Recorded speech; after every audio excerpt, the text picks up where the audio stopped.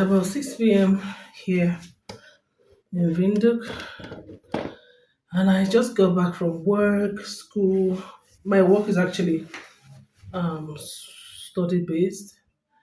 Mm, tired. I had put on this camera. I hadn't put on this camera rather when I tried to arrange for the first time. I rushed out of the house, didn't do our beddings and more. Hi, if today is the first time seeing my face, my name is Chisom. I'm a Nigerian content creator living in Windhoek, Namibia, and I believe that you should do the work that pays you. Um, totally love the work you do, right? And I believe that the work you love should be what you should pursue in that sense. I believe that God gave every one of us a low hanging skill, yeah, put it like that, something we can do easily at an any time that can actually give us massive wealth without the hustle mentality, if you get me. And that's what I do. What I do. So I recently launched my book on the 5th of July, and I just wanted to talk about an aspect of it. If you have the gift of writing, you know how to spot errors, so you can make a good editor, proofreader. You just know how to review your work and tell that okay, something is not well aligned. Please pardon the noise and the movements. Then you are my tribe actually. There I have done so many things in my life, really. I have been an English and literature teacher during my NYC. Before that, I had been a nursery school teacher and administrator in my mom's school. That was my very first job ever. I was 18. Then I became an English and literature teacher during my compulsory National Youth Service Corps in Nigeria, which is a graduate program that is mandatory that you must do as a graduate. I taught English and literature in the Federal Government College, Sokoto, in Nigeria. Then I went on to work with MTN as a security staff, as a contract staff to MTN, of course.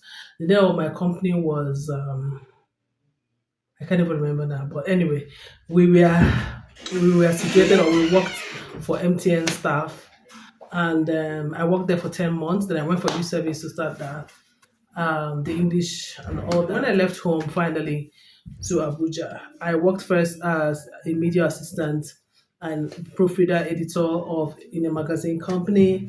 Yes. Then I went on. I did that for just 4 months. Then I went on to get a contract job as a pension fund administrator. My job was actually data capture and entry. Then 6 months after, I became the first risk management officer in the organization of as well. And then 13 months later, I left the job. Before that time as well, I was volunteering in an organization, a leadership training organization for young people. I was a trainer and all that good stuff. We organized conferences, radio programs, all that good stuff. So just after my pension job, I finally got a job in that organization as a corporate communication head. It was a bit of personal assistant, kind of role. We were just three of us working with my CEO at that time. Then that was in 2011. Then after that, I left to start. I was recommended actually to be a director of operations in another organization that was also a non-profit that had a group of schools and over 15,000 students and over 300 teachers were directly under my employ on my administration, if you get me.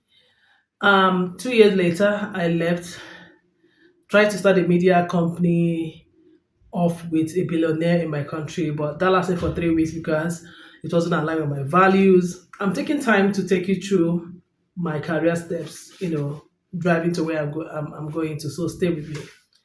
I left after 3 weeks, giving back their keys. I was supposed to be, to employ media people. We're supposed to write articles in the newspaper. I was supposed to employ cleaners, security, just set up. I was just given a full furnished, massive building and asked to create a media company out of it. Yes, but 3 weeks after, I had to quit because some things were just not gelling, right? Then, after that time, I started thinking seriously about doing what I love to do for real. Of course, 4 years before that time, I had already registered my company, which is my logo sortables company at that time. But I was always doing it as a side gig while working all of these 9 to 5 jobs. So sometime I went back to work for my boss in the corporate communication, media relations, and brand management. One of my most fulfilling jobs. And at the same time, I had gotten really popular with my blog. I didn't mention that part. I became a blogger almost immediately in 2009. I'm sorry. I'm sorry. That blog actually got me my first paid editing job, international job ever, right? From someone in the UK. Now, fast forward to all of the time I was working in NGO and all that. I was still blogging and I was still doing my editing on the side. Now it came to 2017. I knew it was time to focus on this and make it a full-time business where I am not just working with people. I used to have my staff come to me in the organizations I work and take instructions, plan with me, go out to do jobs, bring back their reports. I was operating my office, as it were, in other people's offices. So by 2017, I thought, no, it's time to do this for real. If editing is paid, it has to pay. If writing will pay, it has to pay. If these are the things I really love to do, then I have to find a way to make them pay. So by 2017, 2018, I was still consulting for a few organizations here and there. I was still blogging and I was still editing when I said, okay, let's start this from the beginning. Let's do what brought us here. And I started out running Logos Audibles as a full-time business, right? Had my channel partners and all that. Before this full-time, we had already done editing, a lot of editing. We have published a few first-time authors. We have also ghostwritten books for top executives, business owners, amazing people, even in my capacity while working 9 to 5. So I thought, what are the odds? This can happen. Now, everything I learned when it comes to how to price my job, how to, tell, differentiate manuscripts based on how complex they are, where they should be, and up to the point in 2014 where a client told me you didn't charge me enough. All of those times brought me to writing professional rates, and I want to take you on a journey on that in the coming series.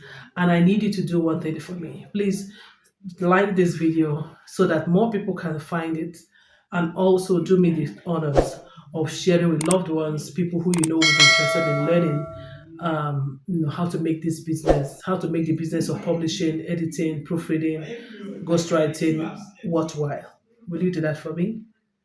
Please. Thank you. Look out for my next video. I'm going to take you on a series, and I'm also going to take it by the dictate of what I have written in my book. If you don't know, you can currently buy this book in hardcover for $27, in soft copy alone for $9. You can read it right away on the seller app. Yes, and you can also get my stock on the charging bundle together with the digital book at $17.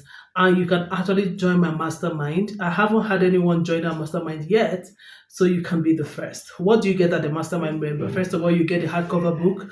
You also get the reading online version of it. You get my stock on the charging bundle.